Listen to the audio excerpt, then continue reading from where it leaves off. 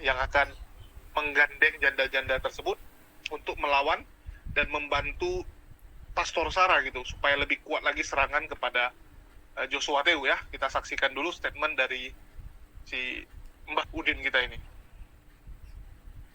Ya, Shalom.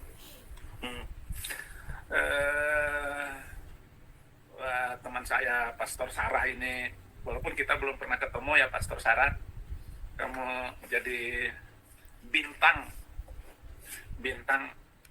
dalam tanda petik. Bagaimana itu dia ngoceh lagi tuh Pastor Sarah, bahkan dia pakai ayat-ayat pula, pakai Mazmur. Dia seperti Daud yang dimusuhi banyak orang, kata dia. Itu bagaimana Pastor Sarah? Tolong, itu si JT yang burungnya ada tai lalatnya itu. Aduh, memang orang nggak punya muka itu begitu ya. Nggak punya muka tembok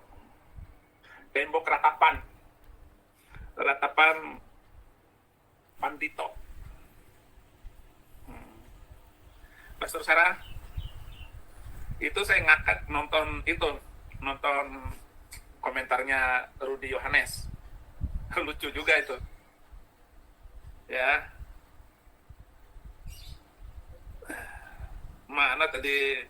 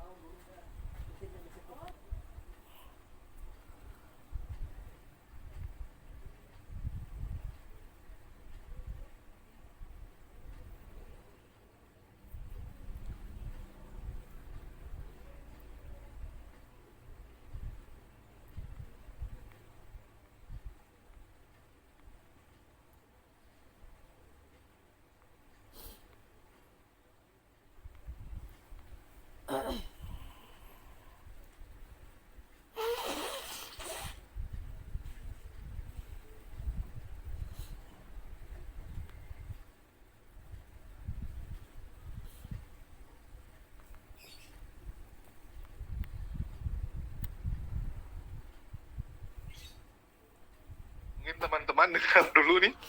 Jadi trending topik ya, aneh bin ajaib ya. Indonesia baru kali ini terjadi ya.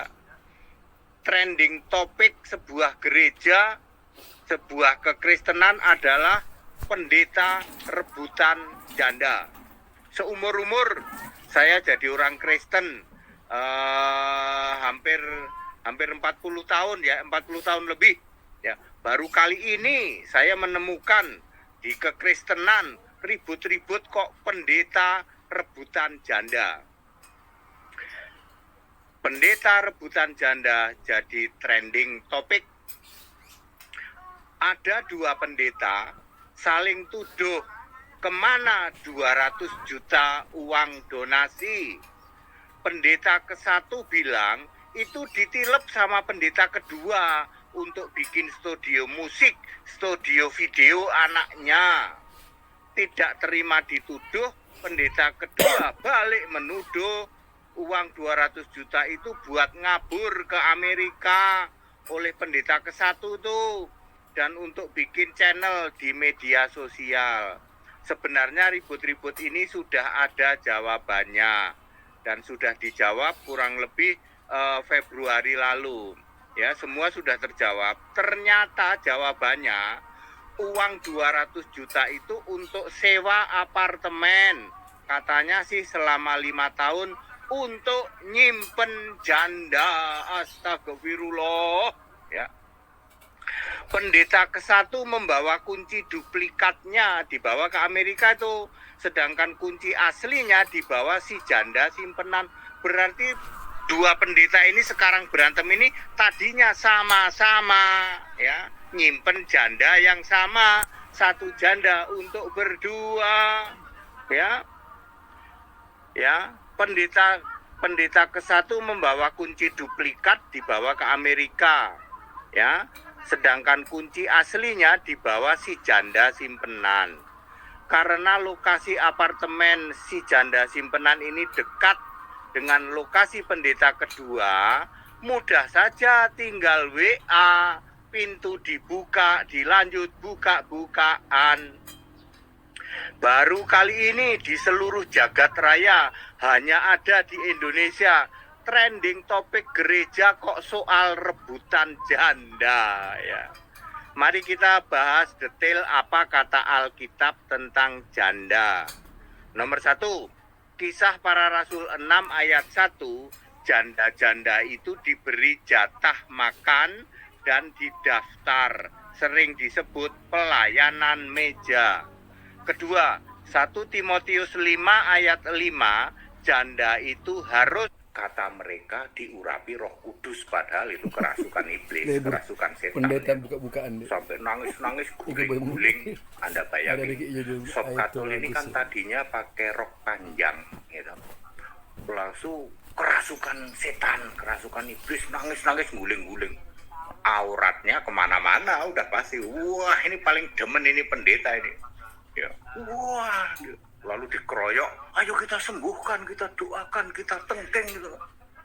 Ya, aurat kemana-mana, wah udah.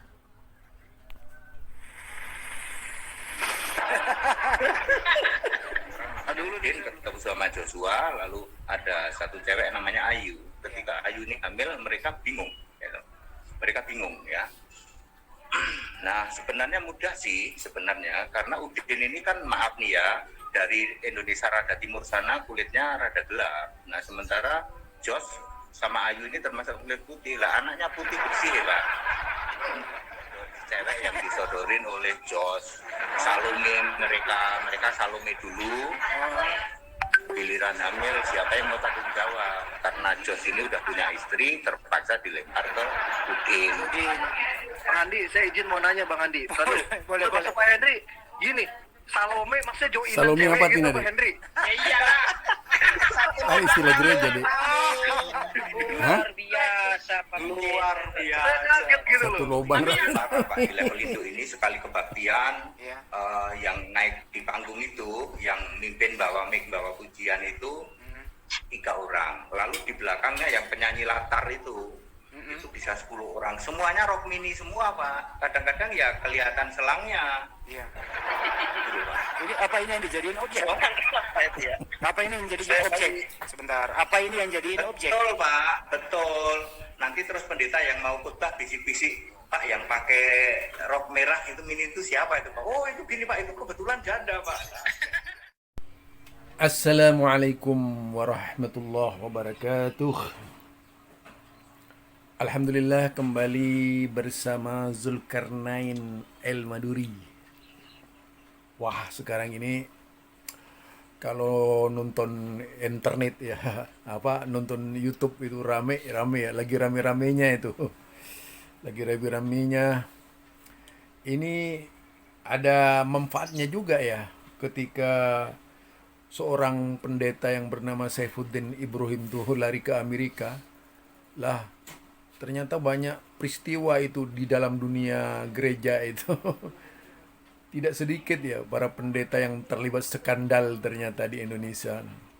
Itu baru yang diketahui. Misalnya sekelas Saifuddin dan pendeta lainnya ya. Mereka ternyata diilhami oleh kitabnya menurut saya itu. Jadi kalau kita berbicara kitab, Alkitab itu sangat luar biasa. Jadi kalau Anda tonton video itu sebenarnya mencerminkan Alkitab memang mengajarkan sesuatu yang vulgar ya. Walaupun di satu sisi berbicara pernikahan, namun di sisi lain berbicara kebebasan seks. Berbicara kebebasan yang penuh dengan wow, luar biasa lah pokoknya, tak bisa disebutkan tuh. Berkaitan dengan peristiwa yang terjadi di gereja. Kalau kita berbicara tentang seks gereja, ya, di dalam kitab Yehezkiel itu 2:3-1, datanglah firman Tuhan kepadaku. Ya, kemudian, hai anak manusia, ada 2 orang perempuan, anak dari satu ibu. Ini jadi Tuhan berbicara seks. Jadi Tuhan ini berbicara seks luar biasa. Maka bersundal di Mesir. Jadi mereka ini bersundal di Mesir. Maka bersundal pada masa mudanya. Di sana susunya dijamah-jamah. Ini luar biasa. Dan dada keperawanannya dipegang-pegang. Wow. Ini Alkitab ya. Ini Alkitab, saudara. Jadi bagi mereka yang belum usia 18 tahun ke atas, jangan nonton channel saya ya.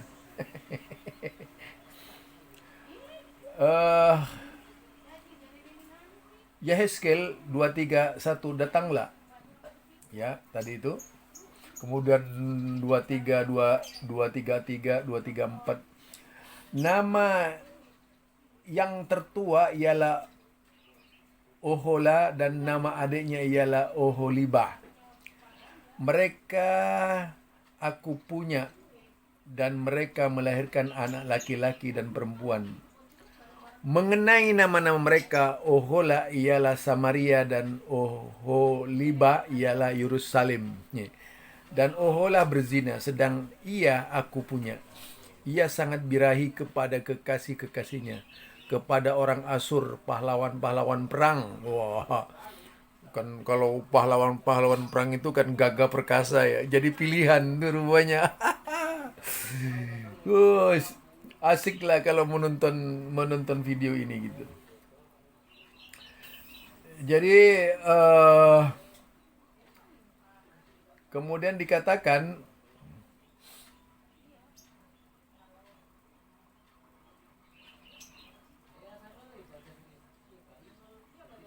berpakaian kain ungu, tua, bupati-bupati dan penguasa-penguasa, semuanya pemuda yang ganteng, pasukan kuda. 2:3-7, ia melakukan persundalan dengan mereka, semuanya orang Asur pilihan. Salome. Ia menajiskan dirinya dengan semua orang, kepada siapa ia birahi dan dengan berhala-berhala. Ia tidak meninggalkan persundalan yang dilakukan sejak dari Mesir, sebab pada masa mudanya orang sudah menidurinya, dan mereka memegang-megang dada keperawanannya, dan mencurahkan persundalan mereka kepadanya. Oleh sebab itu aku menyerahkan dia ke dalam tangan kekasih-kekasihnya, dalam tangan orang Asur kepada siapa ia birahi. Mereka menyingkapkan auratnya, anak-anaknya lelaki dan perempuan ditangkap, dan ia sendiri dibunuh dengan pedang. Dengan demikian namanya dipercakapkan di antara kaum perempuan, sebab hukuman telah dijatuhkan atasnya. Walaupun hal itu dilihat oleh adiknya Oholiba, ia lebih birahi lagi dan persundalannya melebihi lagi dari kakaknya. Ia birahi kepada orang Asur, kepada bupati-bupati, penguasa-penguasa, kepada pahlawan-pahlawan perang yang pakaiannya sangat sempurna, kepada pasukan kuda, semuanya pemuda yang ganteng. Aku melihat ia menajiskan diri, kelakuan mereka berdua adalah sama.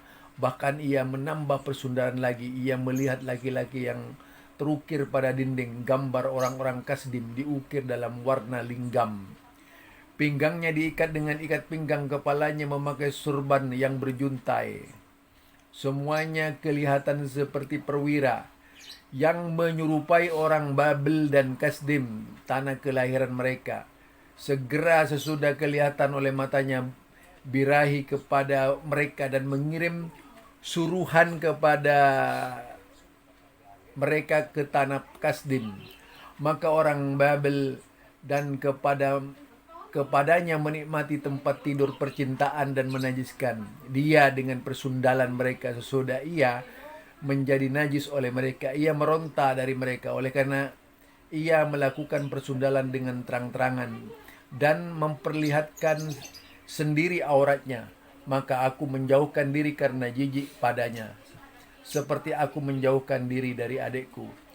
Ia melakukan lebih banyak lagi persundalan sambil teringat kepada masa mudanya waktu ia bersundal di tanah Mesir. Ia birahi kepada kawan-kawan bersundal yang auratnya seperti aurat keledai, zakarnya seperti zakar kuda. Auratnya. Engkau menginginkan kemesuman masa mudanya waktu orang Mesir memegang-megang dadamu dan menjamah-jamah susu kegadisanmu. Wah. Jadi kalau ini dibaca, ya Allah, ya luar biasa lah. Coba kita lihat ya yang makin ke bawah. Kalau kita itu lihat itu sangat luar biasa itu. Jadi saya kalau membacakan itu mah, aduh, itu mah sama saja dengan menceritakan hal-hal yang pornoisme ya. Itu baru satu yang kalau kita lihat ya. Ada lagi yang begini. Itu peristiwa yang luar biasa nih. Jadi ini tolong ya dicermati gitu. Kalau dilihat di dalam dunia Kristen, ayat-ayat seperti ini dianggap biasa. Ternyata dipraktikkan itu oleh para pendeta ya, yang ada di itu tadi itu dipraktikkan. Tadi kan ada tentara, ada bupati dan sebagainya ya. Mereka salumi gitu. Dan Babel ani satu, ayah bersetubuh dengan anaknya hingga hamil. Berikut bunyi dari ayat tersebut dalam Perjanjian Lama. Kitab Kejadian 19 ayat 29 sampai 36. Perhatikan dengan tepat ya. Ketika Allah menghancurkan kota-kota sungai Yordan dan menggulingkan kota-kota tempat Lot tinggal. Lot itu Nabi Lot. Jadi ini melukiskan nabinya, dan ini dari sudut pandang Kristen, bukan dari sudut pandang Islam ya.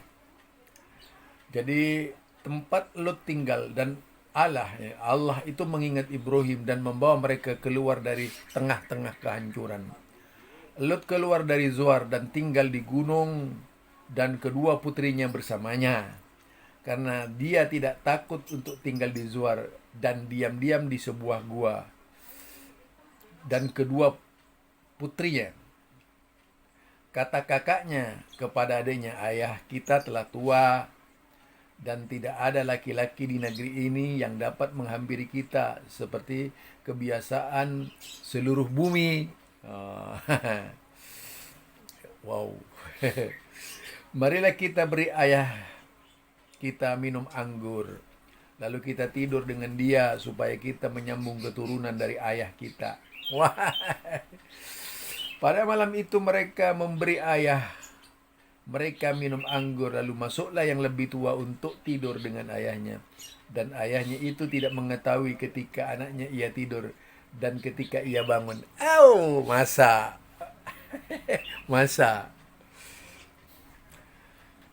Masa ya? Enggak lah.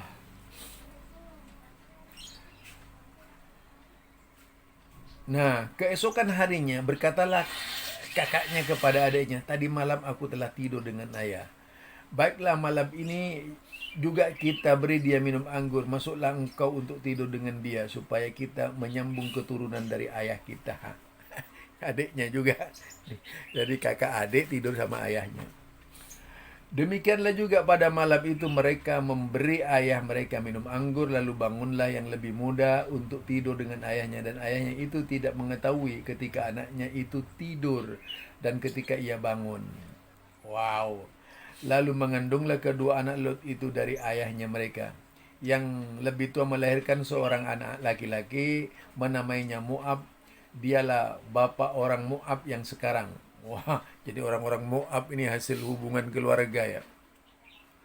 Yang lebih muda pun melahirkan seorang anak laki-laki dan menamainya bin Ami. Dialah bapak Bani Amun yang sekarang. Wow, Bani Amun itu keturunan kakak adik, keturunan bapak anak ya. Jadi ayat-ayat di atas adalah bagian dari apa yang dinamakan oleh Kristiani sebagai kitab suci. Mereka percaya bahwa ayat-ayat tersebut merupakan firman Tuhan. Jadi firman Tuhan itu mengajarkan seolah-olah apa yang disebut zina itu legal.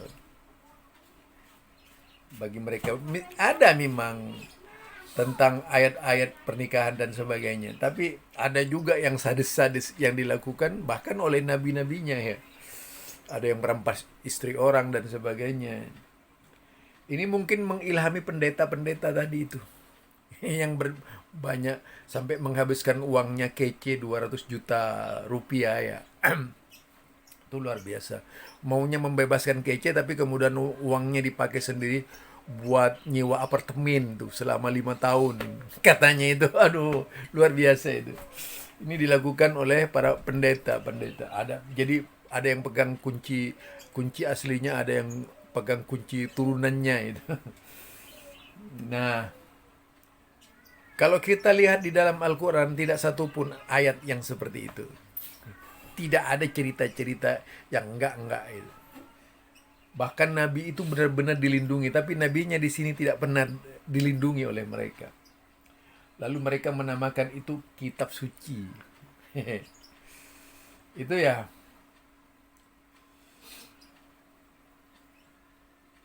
Nah, kalau kita lihat di dalam Injil lain,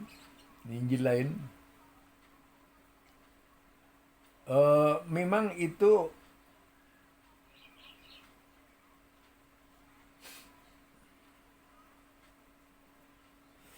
kalau kita sebenarnya ingin berbicara berkaitan dengan kristenisasi itu, kristologi itu banyak sekali ya. Kalau kita lihat tuh ayat-ayat porno di dalam Alkitab, yaitu 1 Yehezkiel 23, 1 sampai 21 itu. Jadi Yehezkiel 23 ayat 1 sampai 21. Itu jorok sekali kalau kita baca di situ. Kemudian Yehezkiel 16, 22 sampai 26. Itu bugil. Jadi bicara bugil di situ. Banyak sekali kalau kita lihat. Kemudian Ulangan 23. Dari 1 sampai 2 Tuhan menyebut buah pelir. Jadi ini aneh-aneh nih. Kemudian Hosea 3 ayat 1, Nabi Hosea ya, disuruh Tuhan untuk mencintai perempuan yang suka bersundal, pelacur dan berzina. Wah.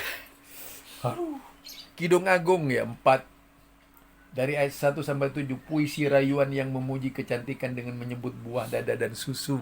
Aw. Coba cari situ di dalam Al-Quran, 1 ayat saja yang porno itu. Seperti yang terdapat dalam Alkitab, kita tidak akan menemui itu. Walaupun dulu Gus Dur dikatakan Al-Quran ada ayat porno, mungkin Gus Dur itu salah baca. Mungkin biasa baca Alkitab, disangkanya Al-Quran gitu. Nah itu ya. Jadi Kidung 4 1 sampai 7, puisi rayuan yang memuji kecantikan dengan menyebut buah dada dan susu. Kejadian 38 ayat 8 sampai 9, kisah asal usul onani, masturbasi oleh leluhur Yesus. Kidung Agung 7 yaitu ayat 6 sampai 13, puisi kenikmatan cinta yang memuji kecantikan dan cinta yang memakai kata-kata seksual, yaitu keindahan buah dada, keinginan untuk memegang buah dada, sosok tubuhmu seumpama pohon kurma dan buah dada gugusannya. Aku ingin memanjat pohon kurma itu dan memegang gugusannya. kiranya buah dadamu seperti gugusan anggur. Wah, itu banyak sekali ya.